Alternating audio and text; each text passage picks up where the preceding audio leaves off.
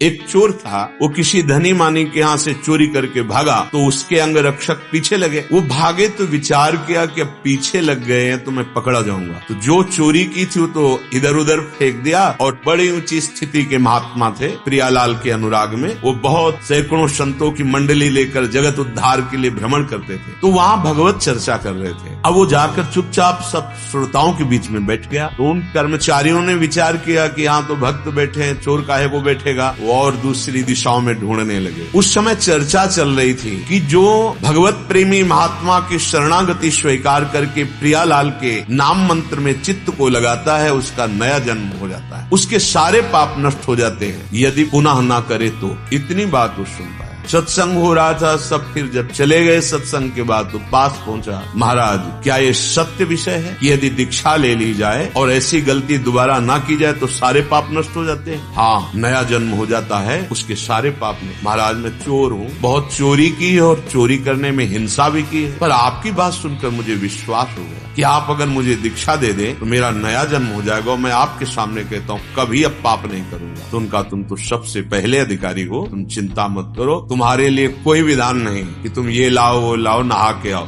अभी तत्काल कंठी बांधी और कहा आज से मंत्र जपो, तुम्हारा नया जन्म हो गया। सुबह तिलक लगाए निकला। अब वो खोजे ही में थे, सैनिक जन तुरंत पकड़ लिया, ये वही है जो चोरी किया था। धनी ने भी देखा, हाँ यही है, चोर है। वो बोले मैं चोर नहीं हूँ, मैंने इस जन्म में कोई चोरी नहीं की। अरे बोले बात बनाता, राजा के पास ले गए। उस समय सत्य को प्रमाणित करने के लिए एक प्रक्रिया होती थी। हाथ में नवीन कोमल पीपल का पत्ता, उसके ऊपर कच्चा सूत और उसके ऊपर जला हुआ लोहे का लाल ऐसे फार वो रखा जाता है। अगर वो धागा झुलस गया तो तुम असत्य हो, और अगर नहीं झुलसा तो 7 कदम चलो और फेंक दो, तुम सत्य हो। ऐसा उस समय पद्धति। ये कहें कि यही चोर है और वो कह रहे थे कि मैंने इस जन्म में चोरी नहीं की, वही प्रक्रिया हुई। ऐसे रखा और मन में निश्चय किया, गुरुदेव आपने कहा था दीक्षा के बाद नया जन्म, और उच्च स्वर से बोला इस जन्म में मैंने चोरी नहीं की, और 7 कदम चला, फार फेंक दिया, झुलसा भी नहीं। अब राजा ने कहा इस धनी को फांसी की सजा दी जाए, क्योंकि इसने ऐसे शुद्ध वैष्णव को चोर कहा और यहाँ आकर दंड देने का विधान। अब वो बोले महाराज फांसी मत दीजिए, सही कह रहे हैं। बोले आप कैसे सही मान सकते हैं, आपको तो प्रमाण दे दिया। बोले इस जन्म में चोरी नहीं की, पीछे जन्म में की। बोले कल की बात है, तुम पीछे जन्म। हाँ तो शाम के हमारा गुरु मंत्र हुआ है, पूरा रहस्य बताया।